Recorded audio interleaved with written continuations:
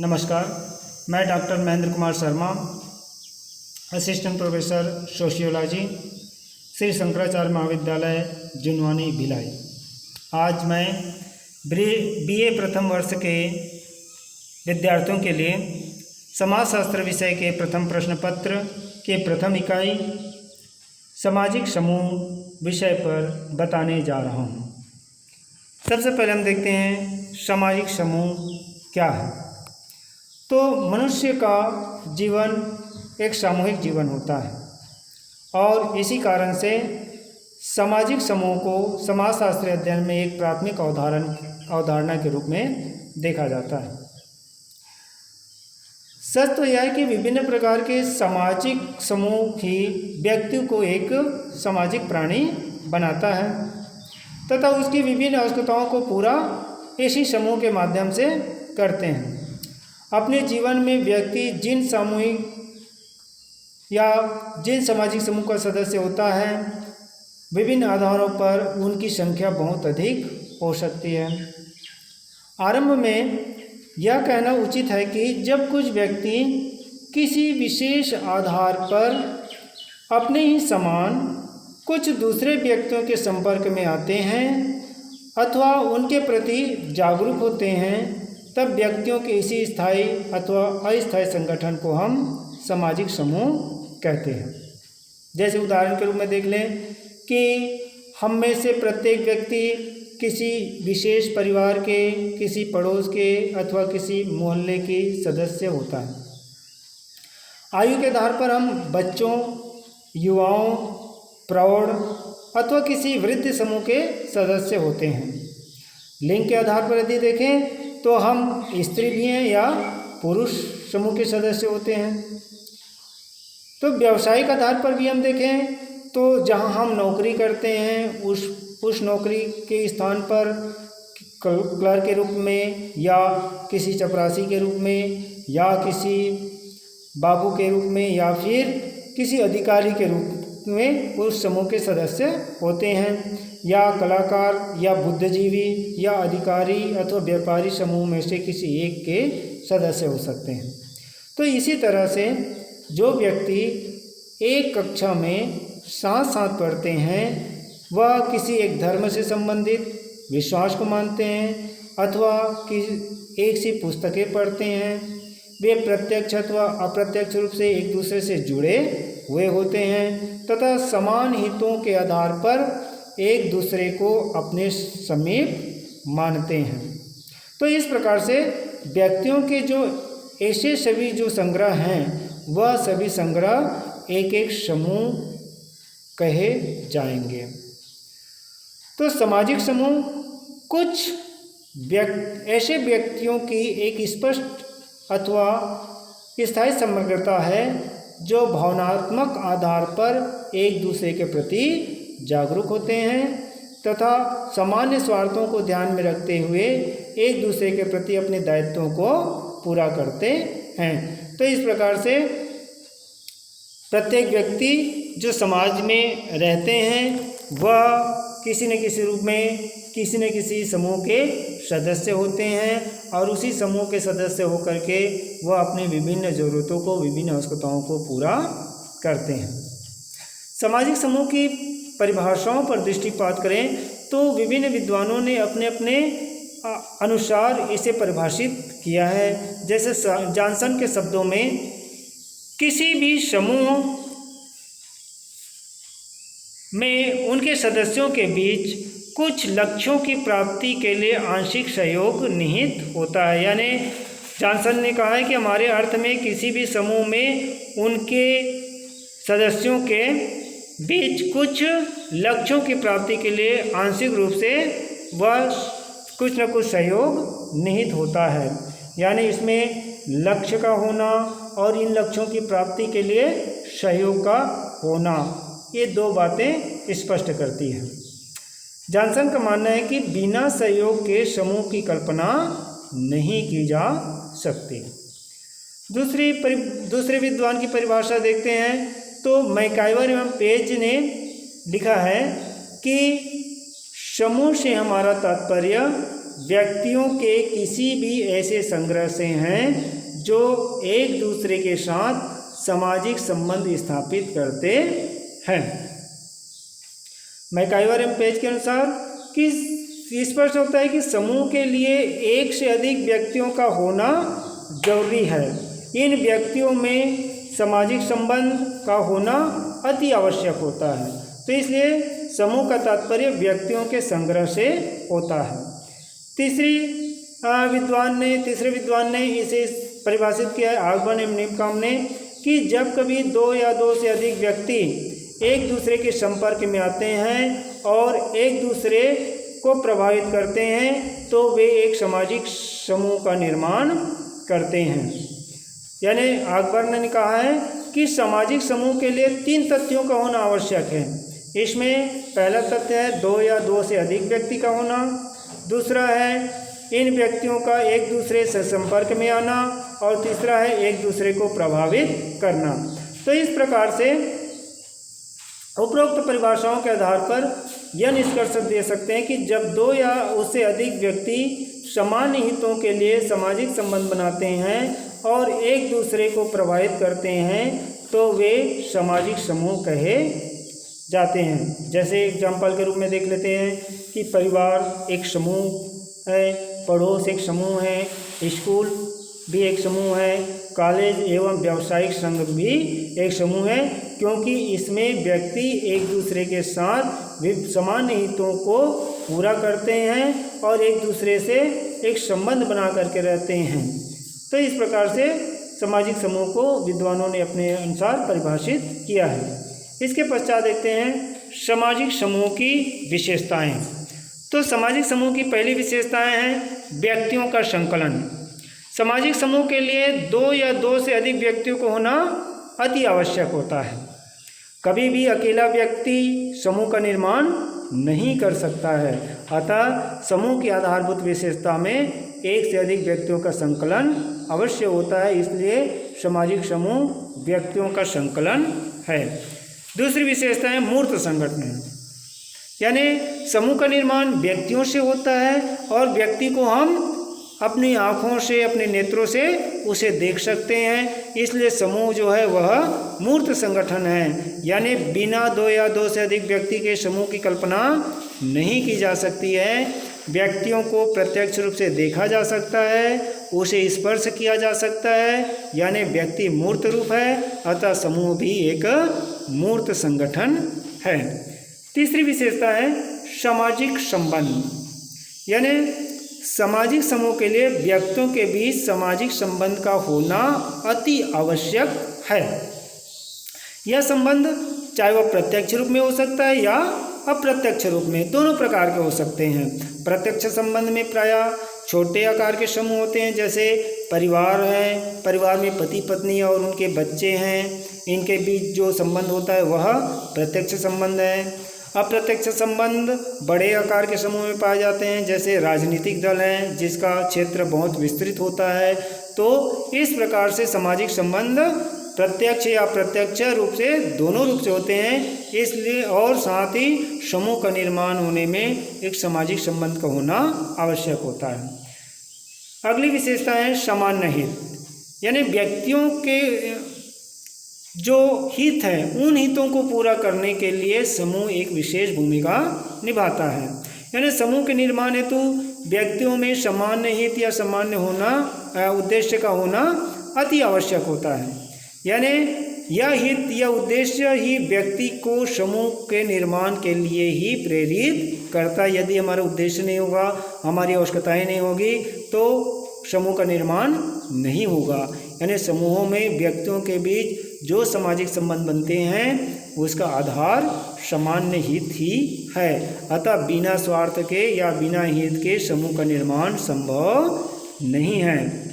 इसके अगली विशेषता है सामाजिक लक्ष्य, यानी सामाजिक समूह के निर्माण के लिए न सिर्फ हित या लक्ष्य की आवश्यकता होती है बल्कि सामाजिक हित या लक्ष्य की भी आवश्यकता है। यानी हम यह कर सकते हैं, कहने का तात्पर्य यह है कि असामाजिक लक्ष्य समूह का निर्माण नहीं कर सकता। कुछ अपराधी अपने लक्ष्य की पूर्ति के लिए संगठित होते हैं, सामाजिक संबंधों की स्थापना करते हैं एवं एकता भी बनाए हुए होते हैं, पर इसे हम समूह नहीं कह सकते क्योंकि इसका लक्ष्य क्या है? समाज विरोधी है। तो जो समाज के हित के लिए, समाज के उपयोगी के लिए, समाज की व्यवस्था को बनाए रखने के लिए उन सामाजिक लक्ष्य को लेकर के व्यक्ति के द्वारा जो समूह बनाए जाते हैं वही हमारा जो है समाज के लिए एक नई संरचना का निर्माण करते हैं। अतः सामाजिक समूह में सामाजिक लक्ष्य का होना आवश्यक होता है, यानी समूह के लिए सदा लक्ष्य ही सामाजिक होना अनिवार्य है। फिर आता है सहयोग की भावना। तो सामाजिक समूह में व्यक्तियों के द्वारा एक दूसरे के सहयोग की भावना पाई जाती है। सामाजिक समूह के लिए व्यक्तियों में परस्पर सहयोग का होना अनिवार्य है। इसके अभाव में किसी भी समूह का अस्तित्व नहीं रह सकता। यदि सहयोग नहीं है तो समूह का निर्माण भी नहीं हो सकता है। इसकी मात्रा कम या अधिक हो सकती है पर अनिवार्य है, यानी सहयोग कम रूप से भी हो सकता है या अधिक रूप से भी हो सकता है, लेकिन सहयोग होना अनिवार्य। जैसे हम देख लें कि परिवार रूपी समूह में सदस्य एक साथ एक घर में रहते हैं, एक साथ भोजन बनाते हैं, लेकिन उस भोजन बनाने के लिए क्या करते हैं? समूह समाज जो परिवार के सदस्य होते हैं वह परस्पर एक दूसरे का सहयोग करते हैं, जिससे भोजन बनता है। अर्थ उपार्जन के लिए या इसी तरह से अन्य कार्यों के लिए परिवार के सदस्य एक दूसरे के सहयोग करते हैं, जिससे परिवार चलता है। तो प्रत्येक समूह का अस्तित्व सहयोग पर ही आधारित होता है। फिर अगली विशेषता है प्रभाव, यानी सामाजिक समूह के व्यक्तियों में एक दूसरे को प्रभावित करने की विशेषता पाई जाती है। इसके सदस्यों में एक दूसरे के बीच विचारों, भावों एवं क्रियाओं का आदान प्रदान ये लोग करते रहते हैं। अतः समूह के प्रत्येक सदस्य एक दूसरे से प्रभावित होते हैं, यानी एक दूसरे के विचारों से प्रभावित होते हैं, एक दूसरे की क्रियाओं से प्रभावित होते हैं, एक दूसरे के भावों से प्रभावित होते हैं, तो एक दूसरे को प्रभावित करते रहते हैं। इसी प्रभाव के क्रम में सामाजिक संबंध बनते हैं, जो कि समूह की आत्मा कही जाती है। मतलब यदि समान विचार वाले व्यक्ति मिलते हैं तो वह एक दूसरे से सहयोग करते हैं, एक दूसरे के साथ रहते हैं, एक दूसरे के साथ मिल करके कार्य करते हैं, एक झुंड बनते हैं। जैसे एक मित्र जब बनता है तो उनके विचारधाराएं, उनके कार्यकुशलता एक दूसरे से परस्पर मिलते जुलते हैं, तभी वह एक दूसरे से घनिष्ठ मित्रता के संबंध में बनते हैं, एक दूसरे को प्रभावित करते हैं। तो इसी प्रकार से समूह में लोग जो है अपने विचारों से एक दूसरे को प्रभावित करते हैं, जिससे एक सामाजिक संबंध बनता है और यही सामाजिक संबंध उस समूह की आत्मा होती है। फिर आता है निश्चित संरचना, यानी सामाजिक समूह की एक निश्चित संरचना होती है। इस संरचना में प्रत्येक व्यक्ति का एक पद पाया जाता है और उससे संबंधित कार्य भी होते हैं। यह पद और कार्य एक दूसरे से जुड़े हुए होते हैं तथा एक दूसरे व्यक्ति के संदर्भ में ऊंचे और नीचे होते हैं, यानी कुछ पद से ऊपर होता है, यानी उच्च पद को प्राप्त करते हैं, कुछ लोग जो है निम्न पद को प्राप्त करते हैं। इसलिए इसमें एक दूसरे के संदर्भ में उच्च और निम्न होते हैं। इस प्रकार पद और कार्य के भेद समूह की विशेषता है, जिसे निश्चित संरचना कहा जाता है। फिर अगली विशेषता है प्रतिमान, यानी प्रत्येक समूह का अपना प्रतिमान, अपना नियम एवं अपनी कानून होते हैं। ये प्रतिमान ऐसे होते हैं जो व्यक्ति के आचरण को प्रभावित और निर्देशित करता है, यानी व्यक्ति को नियंत्रित बनाए रखता है। ये प्रतिमान लिखित और अलिखित कुछ भी हो सकते हैं, लेकिन समूह के सदस्य अपने आचरण को उसी प्रतिमान के तहत निर्धारित करते हैं। यानी जो नियम बनाए जाते हैं, जो कानून बनाए जाते हैं, उन्हीं नियम और उन्हीं कानून के आधार पर ही व्यक्ति अपना व्यवहार करते हैं। इससे एक तरफ समूह में एकरूपता आती है तो दूसरी तरफ समूह अपने लक्ष्य को पूरा कर पाता है।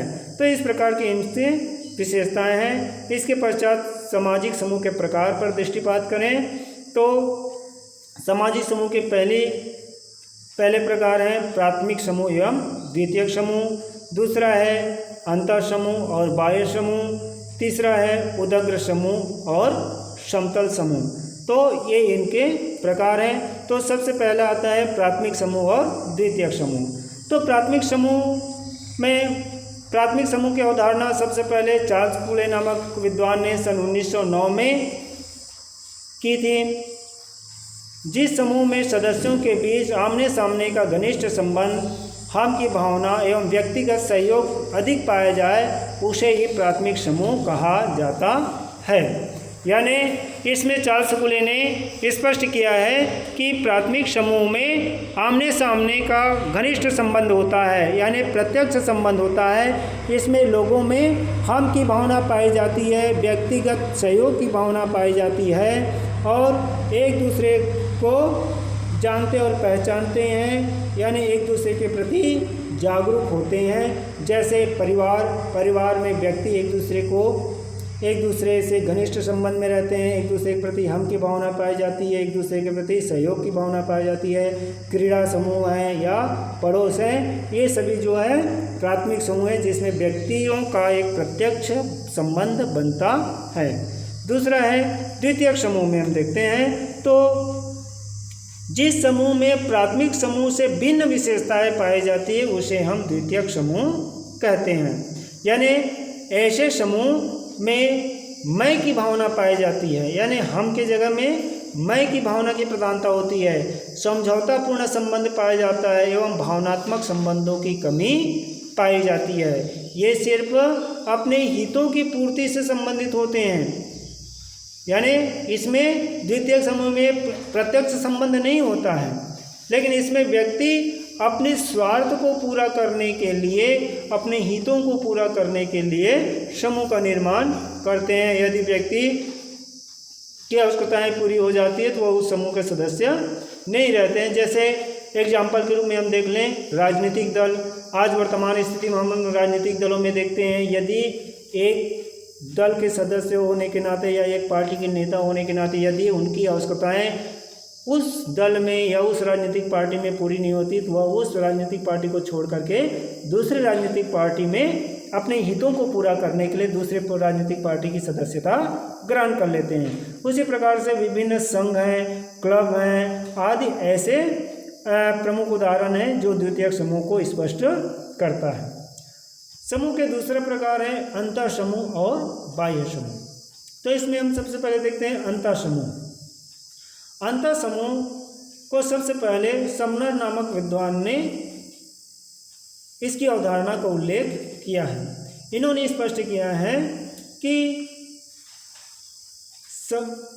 इन्होंने कहा है कि जिस समूह के साथ अपनत्व की भावना अधिक हो वह अंतर समूह है, यानी जिसमें अपनापन पाया जाता है, जिसमें हम की भावना पाई जाती है, जिसमें किसी प्रकार का द्वेष नहीं पाया जाता, घृणा नहीं पाई जाती है, तो ऐसे समूह ही अंतर समूह कहते हैं। जैसे हम देख लें हमारा परिवार, हमारा कॉलेज, हमारा राष्ट्र, तो इसमें हम की भावना पाई जाती है।